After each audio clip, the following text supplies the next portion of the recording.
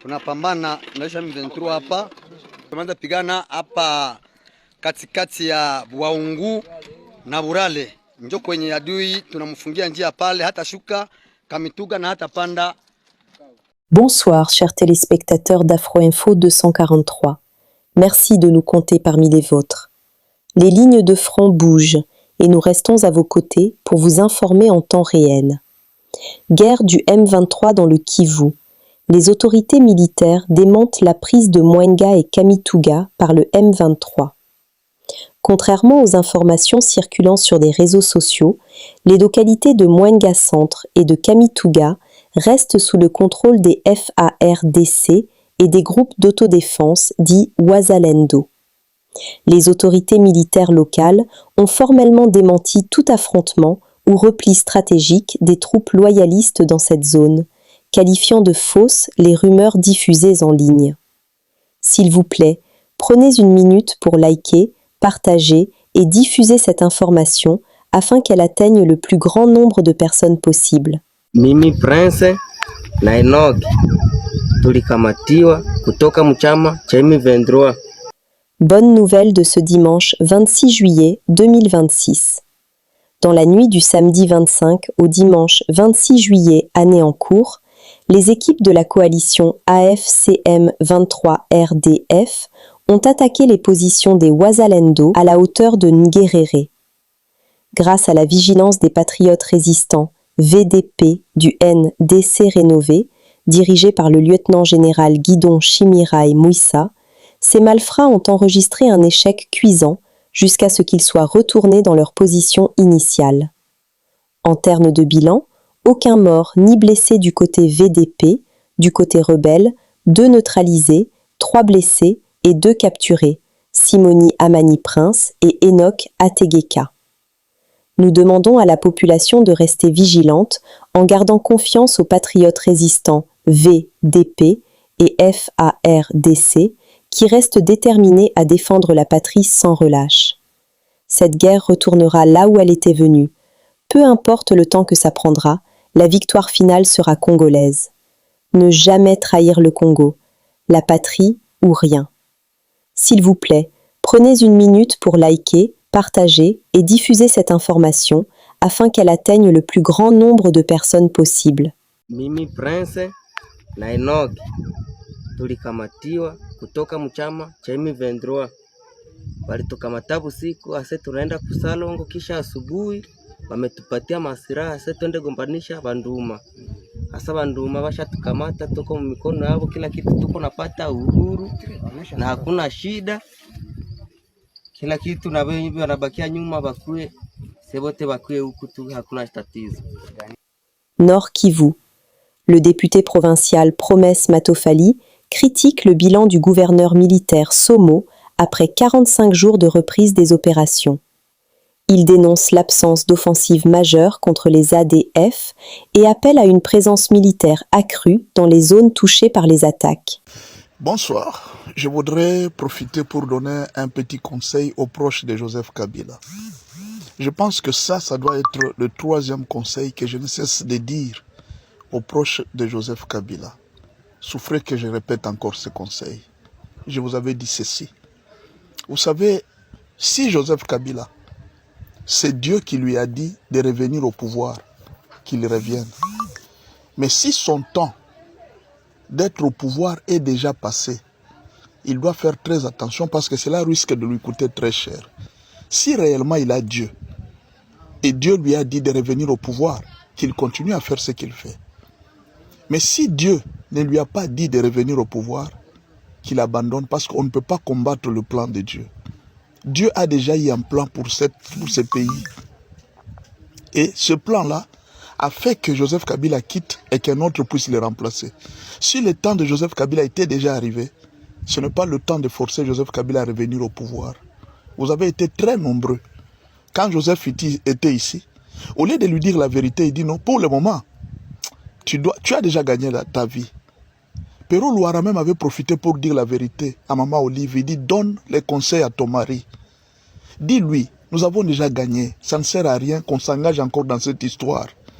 Pero Louara l'avait dit. Même si aujourd'hui, Pero Louara travaille pour Kabila, mais c'est normal, il cherche l'argent. Moi, je ne le condamne pas. Tout le monde cherche l'argent à sa manière. Mais il avait déjà donné un conseil. Le grand problème, c'est lequel? Quand on vous donne un conseil, il faut toujours l'écouter. Finalement, vous avez dit à Kabila, il dit non, Félix est faible. Nous savons comment nous allons les faire tomber. Et vous savez, c'est John Numbi, avec des communications, ces messieurs-là, on va les faire tomber. Nous ne sommes pas des moutons.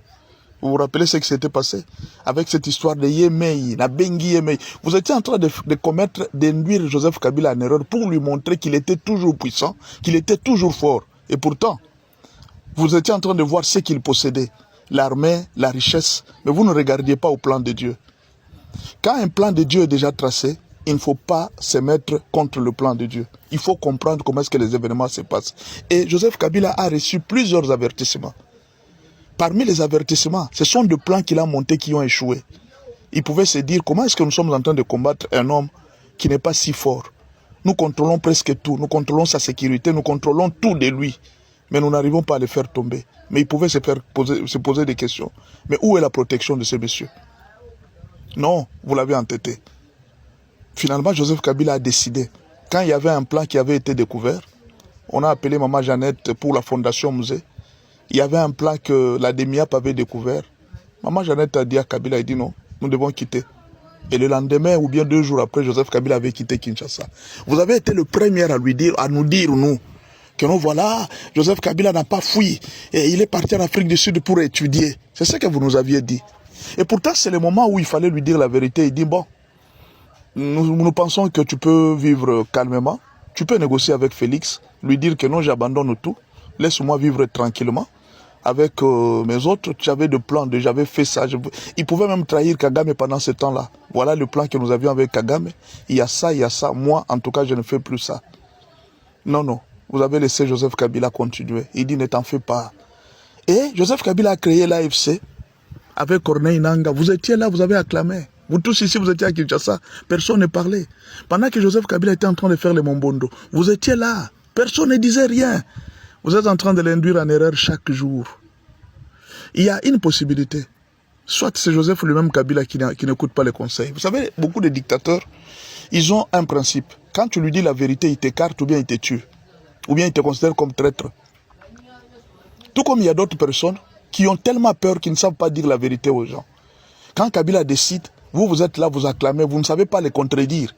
Et ça, c'est une erreur. Vivre avec quelqu'un que tu ne peux pas contredire, c'est que tu n'es pas libre, tu es un esclave. Tout ce qu'il dit, vous acceptez, c'est que vous êtes des esclaves, vous n'êtes pas libres. Et ça, ce n'est pas une bonne chose. J'ai vu, il y a des gens qui disent, on sanctionne Joseph Kabila par les trésors américains. Les gens qui disent, oh, les sanctions, c'est quoi? J'ai compris. C'est comme ça que vous induisez Joseph Kabila en erreur. Jusqu'à ce qu'il va entrer en prison, vous continuerez toujours à lui dire, non, la prison c'est quoi? Bosco Tangande était entré en prison, il était sorti. Roland Babo était entré en prison, il était sorti. Mais s'il peut éviter la prison, c'est une bonne chose. S'il peut éviter tous ces problèmes qui lui arrivent aujourd'hui, c'est une bonne chose. Pourquoi ne pas lui donner de bons conseils? Donc vous attendez que non, les sanctions c'est rien, alors qu'il pouvait éviter ces sanctions. Demain, vous allez encore dire que la prison, c'est quoi? D'ailleurs, Jean-Pierre Bemba était entré en prison, il va sortir. Mandela était en prison, il va sortir. C'est comme ça que vous conseillez quelqu'un? Quand les choses ne marchent pas bien, ayez le courage de dire à quelqu'un, il dit non, nous devons causer avec ces messieurs, nous devons nous soumettre à Félix. Félix a gagné. Pour le moment, Félix est fort. Parlons avec Félix. Non, vous allez l'encourager, dire non, Raïs, toi tu es toujours l'homme fort. Toi tu es toujours l'homme fort. Et j'ai vu, le gouvernement américain sanctionne Kabila. Kabila est en train de perdre ses richesses. C'est bien. Bon, beaucoup de gens sont en train de voir le problème des richesses. Vous savez ce que certaines personnes, certains conseillers de Kabila ont dit? Non, Kabila n'a pas de richesse aux États-Unis. Le problème des sanctions, ce n'est pas la richesse. C'est d'abord la crédibilité. Ce que vous ne comprenez pas. La crédibilité vis-à-vis des banques. La crédibilité vis-à-vis des présidents qui reçoivent Joseph Kabila. La crédibilité vis-à-vis de tous les présidents qui l'hébergent. Vous ne vous êtes jamais posé la question pourquoi Mobutu n'avait pas été reçu en France? Pourquoi Mobutu n'avait pas été reçu par des pays européens? Pourquoi on l'avait rejeté? Vous ne vous êtes jamais posé la question pourquoi Omar Bongo n'a pas été soigné dans des hôpitaux occidentaux? On l'a rejeté. Vous ne vous êtes jamais posé la question. C'est un problème de crédibilité. À un certain moment, même tous ces voyages que Kagame est en train de faire, à un certain moment, il sera obligé de ne plus voyager parce que certains présidents ne voudront plus apparaître avec Kagame. Ça sera difficile. Certains présidents ne voudront plus apparaître avec Kabila. Pourquoi? Parce qu'ils se diront, bon, nous ne voulons pas avoir de problème avec les Américains. Si nous approchons ces messieurs, s'ils habitent chez nous, ils risquent de nous amener beaucoup de malheurs à nos banques, des malheurs. Tous les banquiers connaissent ce qu'on appelle les sanctions américaines. Dans quelle banque Kabila va faire des transactions sans qu'il puisse être reconnu? À moins qu'il utilise la mafia et que cette mafia soit forte. Or, le FAC a une stratégie, ce qu'on appelle les lanceurs d'alerte. C'est-à-dire n'importe qui peut trahir Joseph Kabila pour avoir $1 million. On peut lancer l'alerte, il dit non, il vient de faire les transactions dans telle banque. Si on vérifie que c'est vrai, monsieur peut gagner $1 million et il livre Kabila. Il ne faut pas dire que non, les sanctions c'est rien. Et Mandela était en prison, il était sorti, il est redevenu président. Mandela n'est pas Kabila. L'histoire de Mandela n'est pas l'histoire de Kabila. L'histoire de Jean-Pierre Bemba n'est pas l'histoire de Joseph Kabila. Et ne souhaitez pas qu'un jour Joseph Kabila se retrouve en prison pour que demain vous puissiez commencer à regretter pour dire la prison c'est quoi. Avant les sanctions, il y avait moyen que Kabila évite ces sanctions parce qu'on vous avait donné le conseil. Je me rappelle même une fois, Kambere m'avait répondu, il m'avait dit non, ce que tu dis là tu ne comprends pas. Aujourd'hui où est-ce que nous sommes? Le même conseil que j'avais donné, il dit dites à Joseph Kabila, le chemin qu'il a choisi n'est pas un bon chemin. Si Félix a été choisi par Dieu, tout ce qu'il fera, il ne réussira pas. Non. Vous avez dit que non, le pasteur, c'est un sentimentaliste, il mange l'argent de Félix Tshisekedi. Vous pouvez être sûr d'une chose. Je n'ai jamais rencontré Félix Tshisekedi. Je n'ai jamais parlé avec lui. Je ne connais les bureaux ni de l'UDPS, ni de qui que ce soit. Je n'ai jamais parlé à personne. Les informations là, je les donne en tant que patriote, c'est tout. Et quand on vous donne des informations, écoutez. Même si nos conseils sont mauvais, écoutez les conseils qu'on vous donne. Tout ce que je vais vous dire pour le moment, les seuls conseils que je vous donne pour le moment, faites un effort, même une rencontre secrète, que Joseph Kabila se rencontre avec Félix. C'est le conseil que moi je vous donne. Faites un effort, à moins que Félix refuse. Joseph Kabila devrait supplier Félix pour le moment. Il ne faut pas être orgueilleux. L'orgueil va vous coûter cher. L'orgueil va vous coûter cher. Faites en une sorte que Joseph Kabila se rencontre avec Félix Tshisekedi. Sinon, ça sera le pire. C'est le dernier plan qui reste à Joseph Kabila. Rencontrer et parler à Félix Tshisekedi. Il dit, mon frère, je suis en difficulté. Si tu me laisses ici, je suis en train de partir. Vous savez, les Occidentaux, ils aiment l'argent des Africains. Mobutu, avant de mourir, il avait dans sa caisse à peu près $1 milliard. Il était milliardaire, Mobutu. Mais aujourd'hui, où est l'argent de Mobutu? Où sont les biens de Mobutu? Vous pouvez vous poser la question, où sont les biens de Mobutu? Vous savez où est-ce qu'ils se trouvent? Il faut consulter l'histoire. Il ne faut pas être là seulement en train de chanter. Vous appelez les gens de Tshisekedi comme les dialolistes. Mais j'ai comme l'impression que ce que vous faites avec Joseph Kabila, c'est vraiment du vrai dialolo. Parce que tout le plan qui sont autour de Joseph Kabila ne tiennent pas. C'est-à-dire les cabinets de conseil n'est pas bon. Vous ne savez pas dire la vérité à Joseph Kabila. Il faut lui dire la vérité. Il y a des choses qu'il faut abandonner. Il y a des choses qu'il faut laisser. Mais malheureusement, qu'est-ce qu'on va vous dire? Il y a plusieurs questions que nous allons nous poser ici. Quelles sont les conditions pour changer la Constitution? Quelles sont les conditions pour changer la Constitution? Dans la Constitution, on a donné quelles conditions pour changer la Constitution? Première question. Deuxième question. Qu'est-ce qui avait donné à Kabila le pouvoir de changer la Constitution en 2005? C'était quoi? D'abord, en 2005, on n'avait pas encore de députés. Les premières élections se sont faites en 2006. Donc en 2005, il n'y avait même pas encore de députés. Maintenant, Kabila avait eu le pouvoir de changer la Constitution? Qui avait donné à Kabila le pouvoir de changer la Constitution? Et pendant que Kabila changeait la Constitution, toute la classe politique, lui-même Kabila l'a dit, ils étaient à Kinshasa en train de boire. Les prêtres n'en parlons même pas. Il insultait chaque jour, tu ne vas pas changer la Constitution, tu ne vas pas changer la Constitution. Kabila a battu campagne seul. D'après ce que lui-même a dit. Il dit, je me suis déplacé moi-même partout pour convaincre aux Congolais de changer cette Constitution. La question est la suivante. Est-ce qu'il n'y a pas une jurisprudence? S'il y a un président qui avait déjà changé la Constitution, et l'autre vient pour changer la Constitution, mais il y a déjà une jurisprudence. C'est fini. Donc le président Félix Tshisekedi n'est pas en dehors de la Constitution. Parce que s'il est en dehors de la Constitution, donc Kabila aussi sera en dehors de la Constitution, et la Constitution de Kabila n'aura pas de valeur. Parce que qu'est-ce qui donne la Constitution la Constitution de Kabila la valeur que nous donnons à cette Constitution? Elle n'a pas de valeur. Quelle est la valeur? D'ailleurs, elle a été faite sans les députés. Ce ne sont pas les députés qui ont écrit ces lois. Les gens qui ont fait cette Constitution ce n'étaient pas des représentants du peuple. Mais aujourd'hui, au moins, nous avons des représentants du peuple. Les députés sont là, ce sont des représentants du peuple. Ça, c'est la première chose. Tshisekedi ne viole aucune loi en changeant la Constitution parce que Kabila l'avait fait aussi. Où est le problème? Comme il y a déjà une jurisprudence, il n'y a plus de problème. Kabila l'a changé, lui aussi peut changer. Mobutu l'avait changé. Tshisekedi aussi peut changer, lui aussi est président. Si les autres présidents ont eu le droit de changer la Constitution, la présidence de Félix Tshisekedi manque quoi pour changer que les autres présidents avaient pour que lui aussi puisse changer? Donc dites-moi, qu'est-ce qui était spécial de la présidence de Kabila pour qu'il change la Constitution? Et qu'est-ce qui était spécial de la présidence de Mobutu pour qu'il change la Constitution? Rien. Troisième question. Combien de temps doit-on faire pour changer une Constitution? Mobutu a changé la Constitution de 1964 à 1967. 4 ans après, ou bien 3 ans après, il a changé la Constitution. Kabila est venu changer la Constitution de 1967 jusqu'en 2005. Combien d'années après? Si c'est 40 ans après. Vous comprenez? Et alors, quel est le temps? Félix, lui, il change la Constitution, il va changer la Constitution de 2005 à 2026. 20 ans déjà. Il n'y a pas de temps exact. Si Mobutu a changé dans 3 ans, Kabila a changé après 40 ans, Félix change dans 20 ans. Il n'y a pas un temps. Ça veut dire quoi? Le problème, c'est quoi avec les Congolais et les politiciens?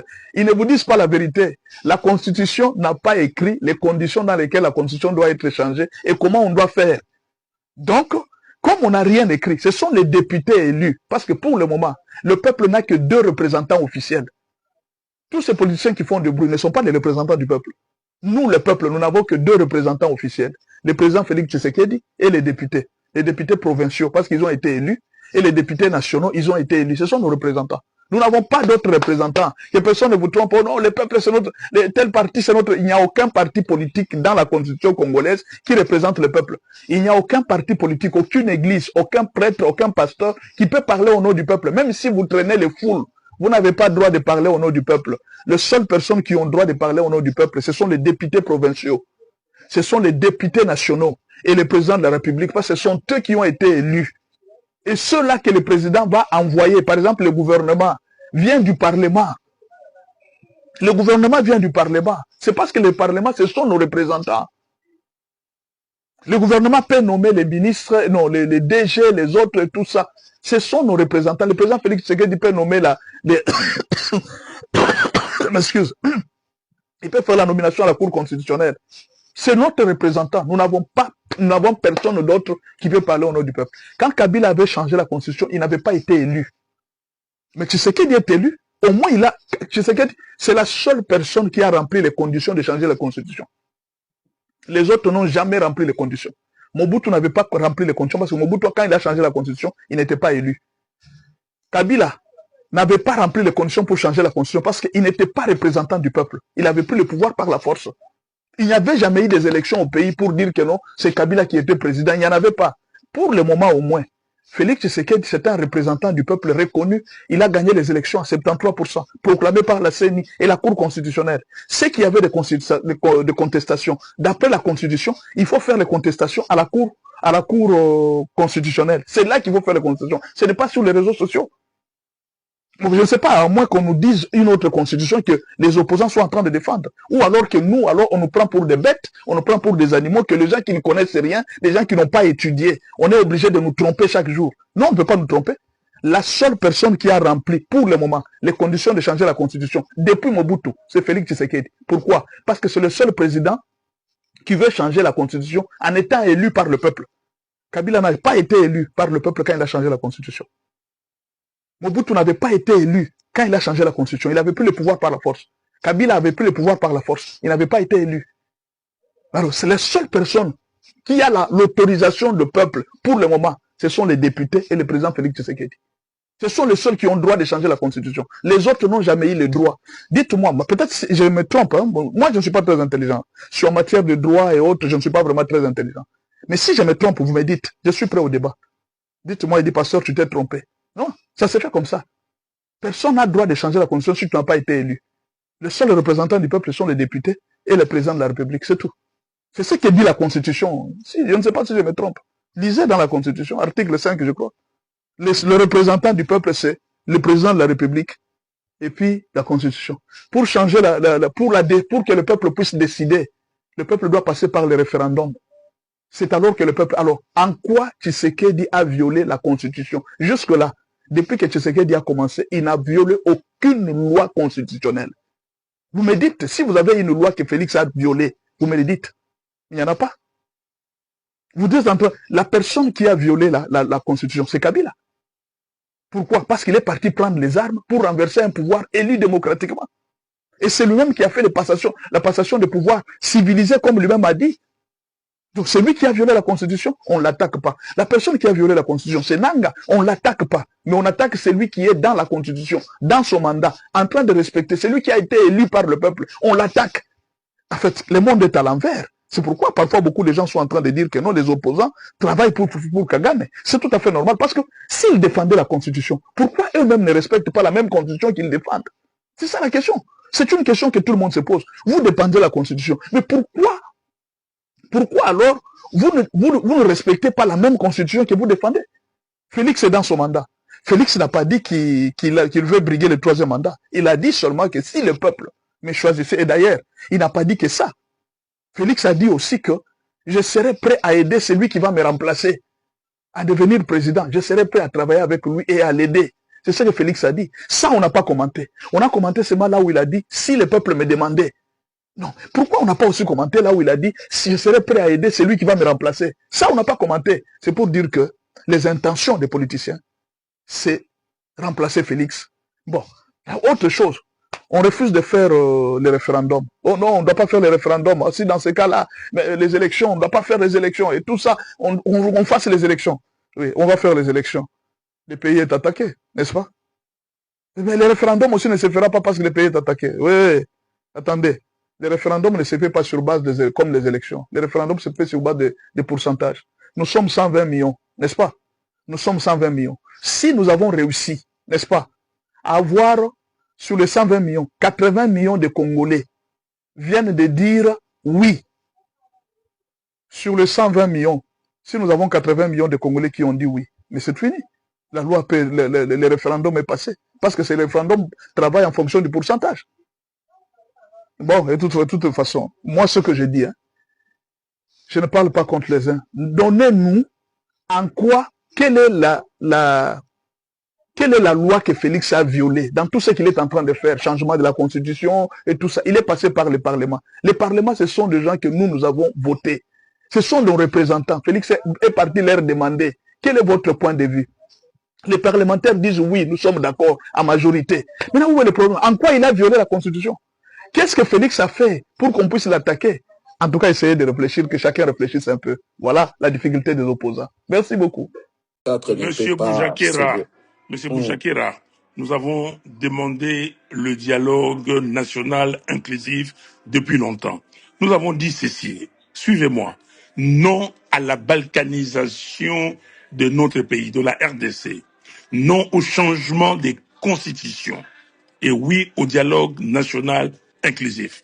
Nous demandons ce dialogue pour discuter de tout le problème qui concerne le Congo, les causes profondes de la crise congolaise et ensemble trouver des solutions adéquates. Donc nous cherchons, il y a un ultimatum et nous disons que si le dialogue n'est pas convoqué avant cette date, nous reprenons nos activités et le peuple congolais est vent debout, même s'il y a des exactions qui vont venir plus tard et que pour le SAPU et sa NDH ne pourra pas attester, mais nous allons continuer parce que le peuple congolais veut se libérer de la dictature. Le peuple congolais pense que ce pays appartient à tous les 120 millions de Congolais qui existent aujourd'hui et ceux qui viendront demain. Il n'y a pas à Et aujourd'hui, il y a un débat. Pardon? Et aujourd'hui, il y a un débat sur le format de ces dialogues. Mais ça, c'est un problème. Il y avait un débat. J'étais à la conférence nationale souveraine. Il y avait un débat sur le format. Ça, ça va être géré. J'ai confiance à nos pères spirituels. La Senko et Parce que le grand DCC. problème, c'est notamment sur la participation de ceux qui ont pris les armes et ceux qui n'ont pas pris S'il les vous armes. plaît, Stani, on a Mhm. dit dialogue national inclusif. J'ai lu Ça sur le site, sous-entend. mais ça sous-entend que tout le monde, tous les Congolais, toutes les Congolaises qui ont qualité et qui sont partie prenante doivent y participer, c'est très clair. Dont ceux qui ont pris les armes, donc dont la FCM 23. Mais s'il vous plaît, quand le gouvernement congolais est à Doha ou à Montreux avec le M23, ils sont avec qui? Ça, c'est le gouvernement congolais qui se bat avec le M23 et donc ils sont les belligérants.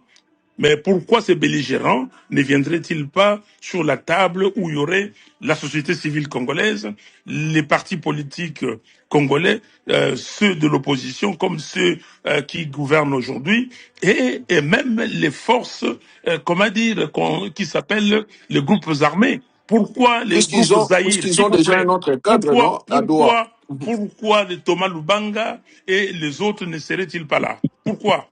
Donc, il faut qu'il y ait tous les Congolais et ensemble, nous mettons sur la table toutes les questions qui concernent la nation et nous les résolvons ensemble. Pas qu'il y ait des gens qui se disent qu'ils ont été écartés et c'est pour cela qu'ils prennent des armes, qui continuent à prendre des armes. Ce pays n'appartient pas à un individu. Personne ne peut balkaniser ce pays qui nous a été légué par nos ancêtres, les Kimbangu, les Lumumba, les Kassavubu. On ne peut pas s'amuser parce qu'il y a des gens qui veulent se faire bien voir, qui veulent gagner leur vie et avec la misère ou la souffrance, les morts des Congolais, et ces gens-là viennent se pavaner devant les gens et commencent à raconter n'importe quoi. Non. Bon, merci. À quelques jours de l'inauguration du nouveau palais de justice construit sur fonds propres de la province, le gouverneur intérimaire du Haut-Katanga tient à s'assurer que tout est en place et qu'aucun détail n'a été négligé. Ce samedi 25 juillet 2026, accompagné d'une équipe de la présidence de la République, du président de l'Assemblée provinciale Michel Kabou-Mwamba, du chargé de mission du président de la République dans l'espace Grand Katanga et de plusieurs responsables de l'appareil judiciaire, Martin Kazembe-Choula a effectué une visite d'inspection de ce joyau architectural afin de procéder au dernier réglage avant son inauguration par le président de la République Félix-Antoine Tshisekedi Tshilombo. Au cours de cette visite, l'autorité provinciale a insisté auprès de l'entrepreneur pour que les travaux de finition, aussi bien à l'extérieur qu'à l'intérieur du bâtiment, soient entièrement achevés au plus tard le dimanche 26 juillet 2026.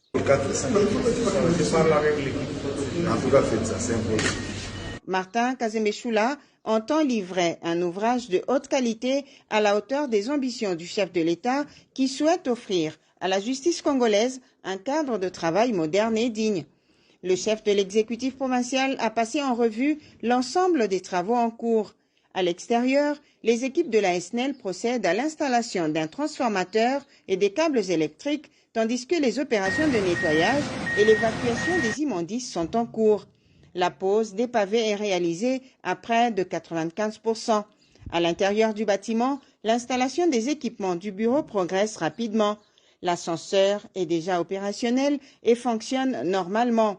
Rien n'a été laissé au hasard lors de cette visite d'inspection consacrée au dernier réglage. Après la démolition de l'ancien bâtiment qui abritait le tribunal de commerce, l'entrepreneur s'emploie actuellement à aménager un parking à même d'accueillir une centaine de véhicules. Si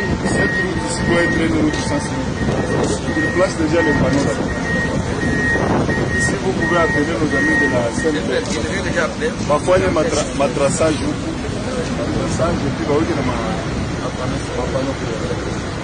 À l'approche de l'inauguration officielle qui sera présidée par le chef de l'État Félix-Antoine Tshisekedi Tshilombo, Martin Kazembe-Choula réaffirme sa détermination à livrer un palais de justice entièrement achevé, pleinement fonctionnel et à la hauteur de son importance pour la province du Haut-Katanga et pour la justice congolaise.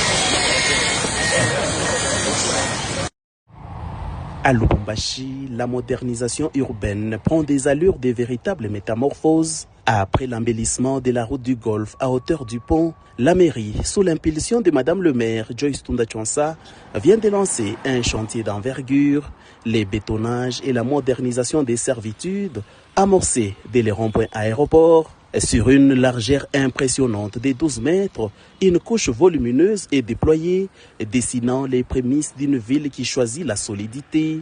Ces travaux, dans un premier temps, s'étendent le long du boulevard Msiri, offrant aux abords une nouvelle dignité, une esthétique qui épouse la modernité.